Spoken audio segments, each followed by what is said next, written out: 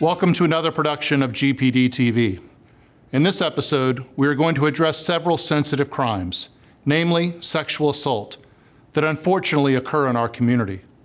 While serious in nature, Chief Scott and everyone at the Gainesville Police Department wants you to know that if you or a friend is a victim of one of these crimes, our officers and detectives are ready and prepared to protect you while providing services for victims, both during and after the investigative process.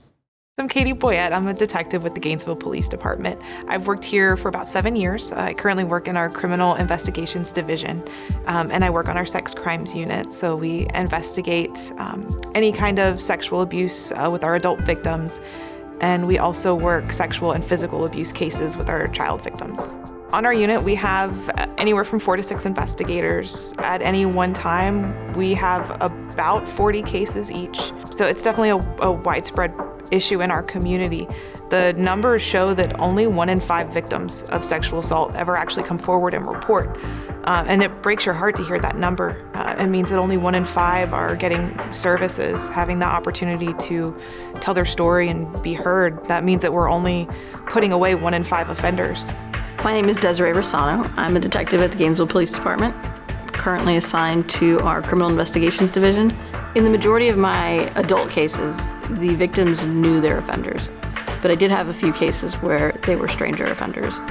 My experience has been that when a victim knows their offender, it's typically because of the circumstances they're being with the offender. So they're friends with them, or they're a friend of a friend, or they might just have seen them before in a social gathering, and there's a comfort level there, and that comfort level is taken advantage of, to put it lightly, by the offender, which gives them this opportunity to victimize. And the reality of it is that sexual violence doesn't have a limitation, unfortunately. There's no age limitation, there's no race, gender, sexual preference, sexual orientation, socioeconomic status. There's no limit. We see victims from every walk of life. My experience has been that most victims don't report the sexual crime immediately after it happens, although we do get some of those instances. But for the most part, our victims will come forward days, weeks later, because they have to take that time, is my experience, to go through all the feelings and emotions that they're feeling of being victimized. And so we don't have an opportunity as investigators to run out to a crime scene that's, recently occurred. And that does create an issue for us as far as investigation. It makes it more difficult, but it's completely understandable why somebody wouldn't want to just immediately call the police and say, this is what happened to me. So at the end of the day, I'm still a detective and I still have to investigate the crime in front of me, and it is a sexually driven crime. And I need as much information as I can get. And that's sometimes difficult to acquire from a victim or a survivor of sexual violence, because sometimes they may not remember everything, or I've had victims sit in front of me and say, I'm so sorry, I don't remember. And there's nothing to be sorry about. That's my job. My job is to find as much information as I can, even if all you have are bits and pieces of what happened. And I've been really successful doing that, and our team has been very successful doing that. We don't need to know everything from you, but we need you to report it to us, and we need a starting place, because if we don't even know what happened, what can we do? So one of the biggest tools in an investigation of a sexual assault or a sexual battery is the sexual assault kit. And I think that not many people even know what that means. It requires a trip to the hospital. It requires a visit with a nurse who's specifically trained in retrieving physical evidence. And it's also a doctor's appointment in many ways. But I've found that a lot of victims and survivors are hesitant to even want to have that done because of the invasiveness. Like, they've already been violated once, and it feels like another violation. And I completely understand that. From a detective's perspective and an investigative perspective, it's so helpful to have the possibility of DNA and everything that comes along with that. And sometimes there's a delay in the reporting, so that's not even an opportunity or a possibility. If the time frame is there, of course I encourage it. While I understand the hesitance, it has been very helpful in my investigations when I have one, but we don't always have that opportunity. Sexual assault can be such a difficult topic to talk about. Survivors of sexual assault, it's such a violation that it's so difficult for them to tell their stories. One of the main reasons for that is they feel like they won't be believed, that we'll shame them or victim blame for something that has happened to them. At the end of the day, it doesn't matter what you were doing or what happened or the context of it. There's still nothing that our victims do to deserve what happens to them. It's a tendency among survivors to feel guilt and to blame themselves and shame themselves. We don't want to add any more on to that. We want to help them heal from that. Victims are more likely to report when they're encouraged by a friend or family member. So if someone comes to you and tells you that they have been victimized, listen to them, support them, encourage them to report or get some kind of help or support. Like, be that voice to be there and to advocate for your friends and family members who have gone through something like this. Here at the Gainesville Police Department, we have a lot of open doors, a lot of ways and different avenues for victims to report their abuse. They can call 911 and report. They can come into the station and make a report. They can also report online. And by reporting online, they can get in contact directly with our victim advocates before they even get in contact with us. So my name is Brittany Coleman. I am a supervisor for victim services here at the Gainesville Police Department. I've been with Alachua County and GPD since 2013. And in that time, we've been able to build, I think, a really great victim services department here at GPD that helps to provide services and resources to folks who've experienced a violent crime, who are just trying to know where to go, what resources are available, and how to move forward. When somebody experiences a crime, I think the unknown is one of the things that is the most scariest. One of the things that we train our advocates to do is to provide very specialized service to each individual. What does the unknown look like for that person? What were the goals that they were trying to accomplish before this happened? What do they need in terms of safety, in terms of housing, mental health support? We don't want to push them. We don't want to walk in front of them. We kind of want to walk beside them as they move through this process and be that support person. All of the services that we provide in victim services are free and they're confidential. While we work closely with law enforcement, we don't work for law enforcement, and we're able to really separate the two. And I think that does bring a lot of trust to the folks that we work with, and knowing that it truly is confidential. We work very closely with our victim advocates here. They walk hand in hand with our victims from the time that they report all the way through a court process to go on for as much time as that victim still needs support services. So in addition to the casework that we do with our adult survivors of sexual abuse, we also work with children and investigate cases where children have been physically or sexually abused here in our community. We do that primarily through our partnerships with other agencies within the community, with DCF, the Department of Children and Families. We also work with our CAC, our Child Advocacy Center, and our CPT, our Child Protection Team. Those are entities here in this community that work diligently to protect children.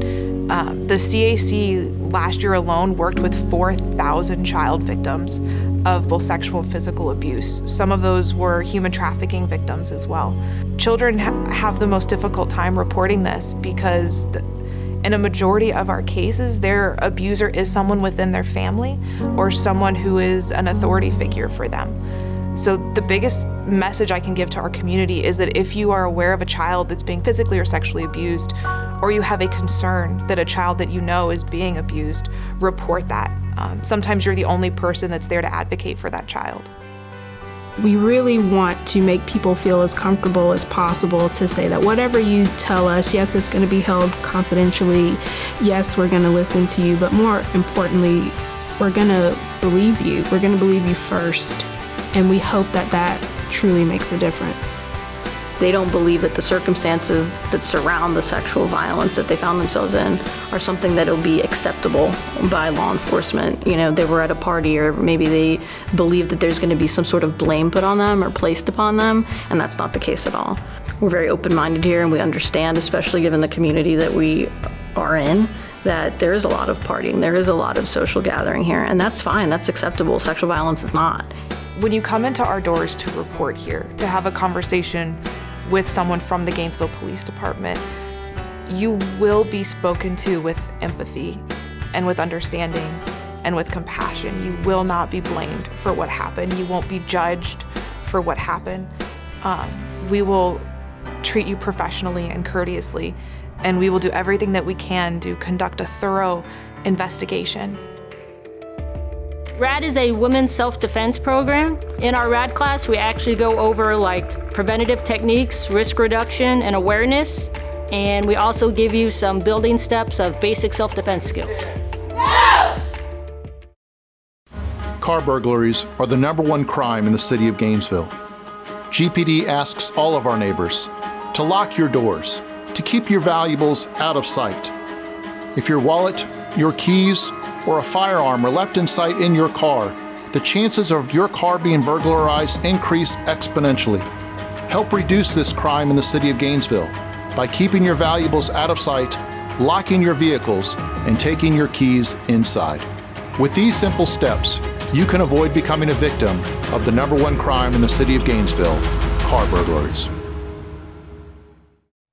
GPD would like to remind our neighbors to never drink and drive. Drinking and driving is not a victimless crime. With access to taxi services and car ride services at your fingertips, such as Uber and Lyft, you should never get behind a vehicle if you've had too much to drink. Help GPD reduce the number of traffic homicides occurring in our city. Always have a designated driver or a plan to contact a taxi or a car ride service.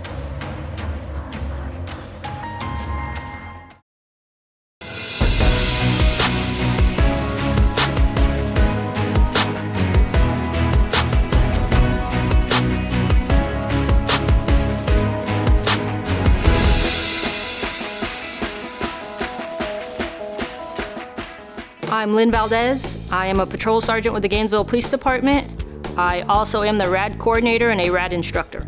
RAD is a women's self-defense program. In our RAD class, we actually go over like preventative techniques, risk reduction, and awareness. And we also give you some building steps of basic self-defense skills. No!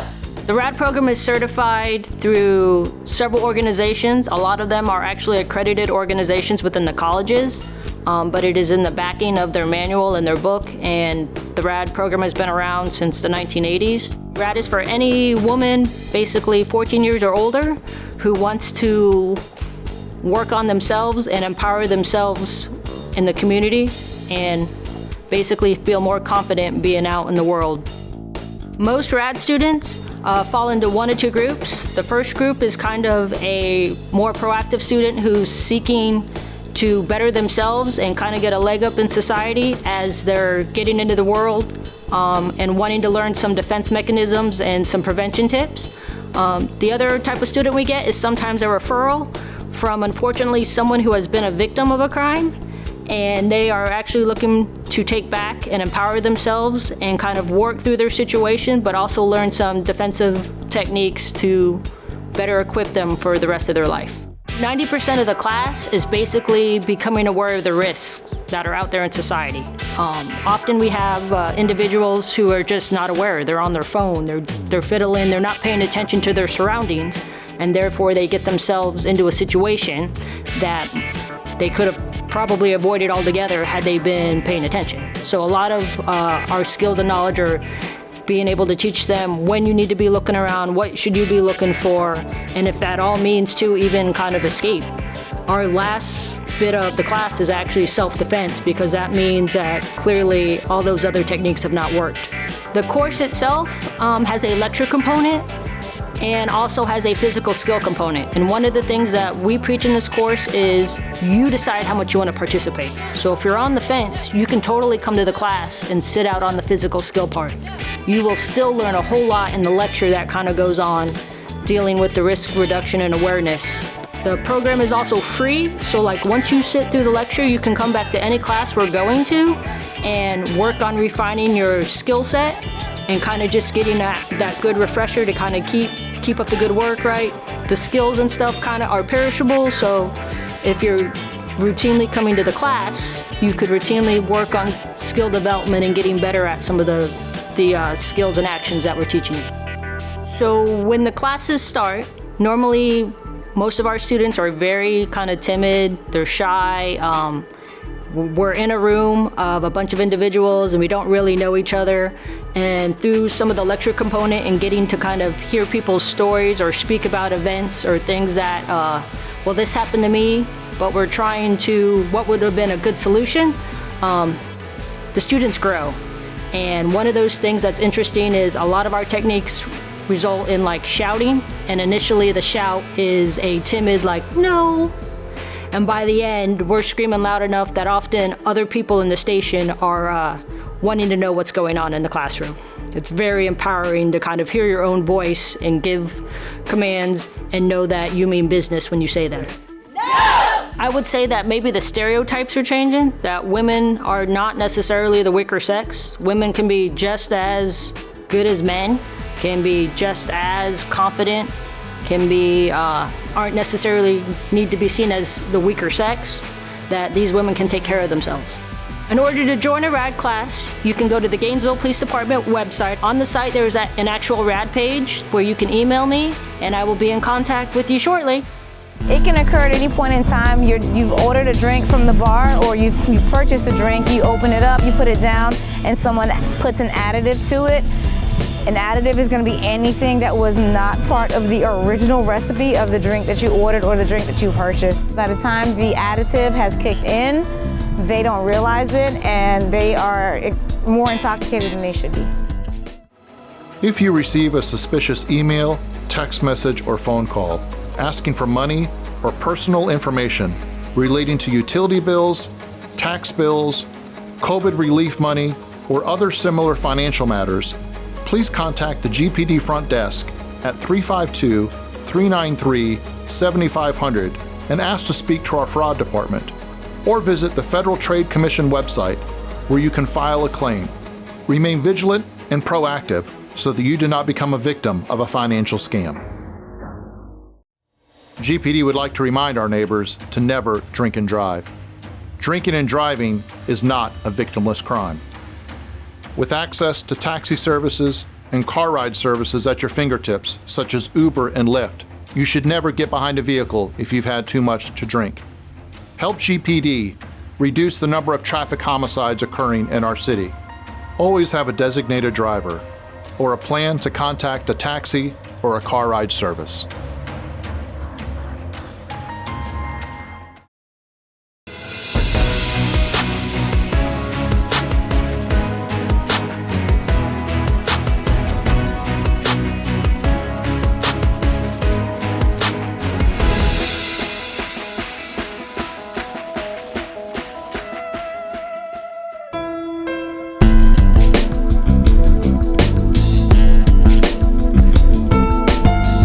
Sergeant Farrah Lorman with the Gainesville Police Department, primarily do foot patrol and mobile patrol in the area of downtown.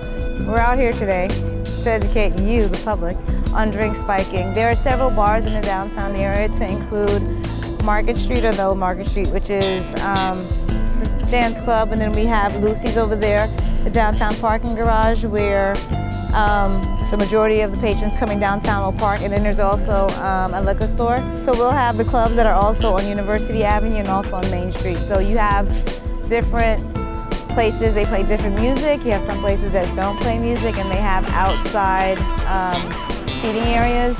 It can occur at any point in time. You've ordered a drink from the bar, or you've purchased a drink, you open it up, you put it down, and someone puts an additive to it. An additive is going to be anything that was not part of the original recipe of the drink that you ordered or the drink that you purchased.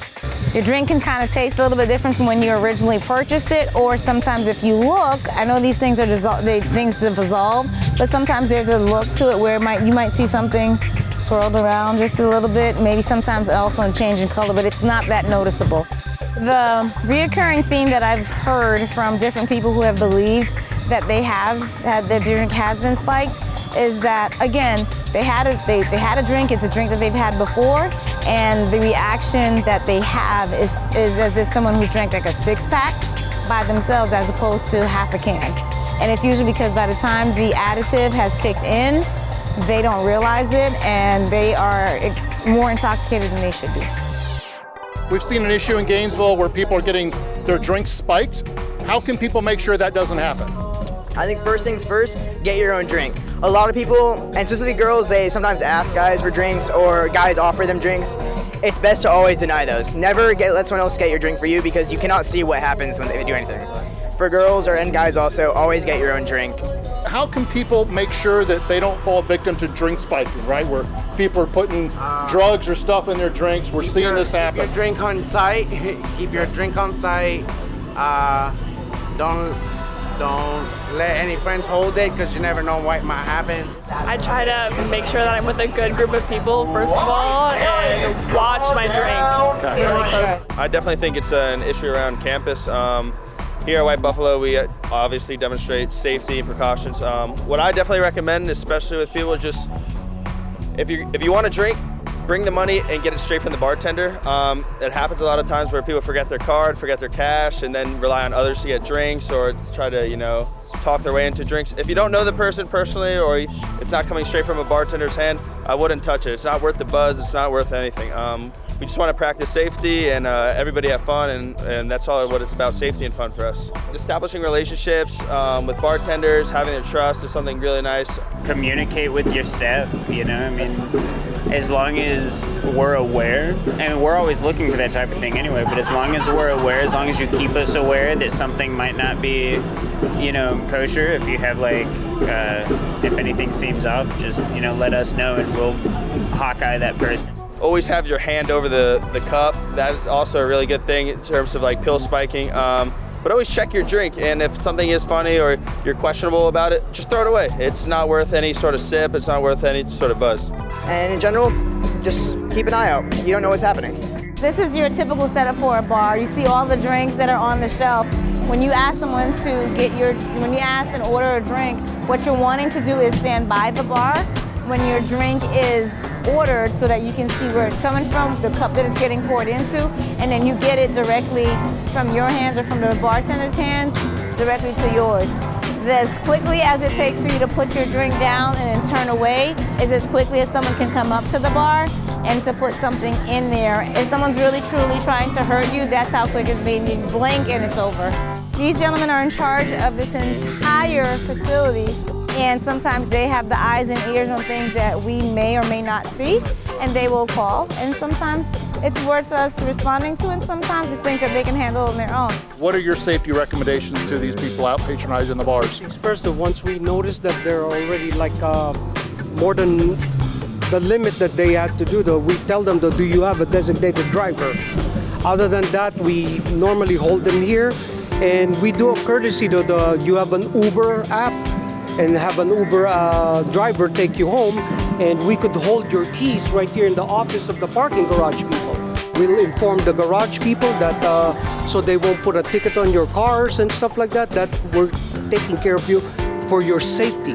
Just because you could drink, it doesn't mean that you could go crazy out in the streets. It could cause some dire consequences by the time they drive out and an accident happens. Now it's a problem. City of Gainesville is a nice city, and the downtown area, we want people to be safe when they come down here, whether it's parking in the garage or going to a nightclub or going to play pool. It's just about surrounding yourself with the right individuals and holding each other accountable. The community, citizens, and the police, we all work together as one, But we can't do this without them, and they can't do it without us, basically. Thank you for watching this important and timely episode. If you or anyone you know are a victim of one of these crimes, please contact 911 immediately. As our detective said, GPD stands with you, the victim. Our job is to help you and to bring the perpetrators of these crimes to justice.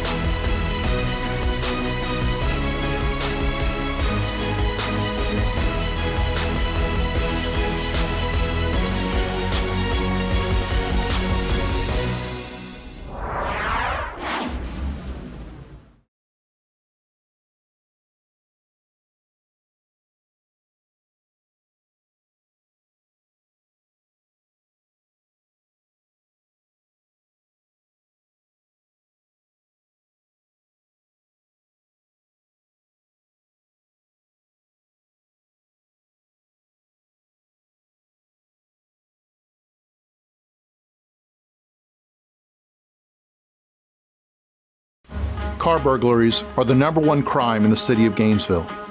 GPD asks all of our neighbors to lock your doors, to keep your valuables out of sight. If your wallet, your keys, or a firearm are left in sight in your car, the chances of your car being burglarized increase exponentially. Help reduce this crime in the city of Gainesville by keeping your valuables out of sight, locking your vehicles, and taking your keys inside. With these simple steps, you can avoid becoming a victim of the #1 crime in the city of Gainesville, car burglaries.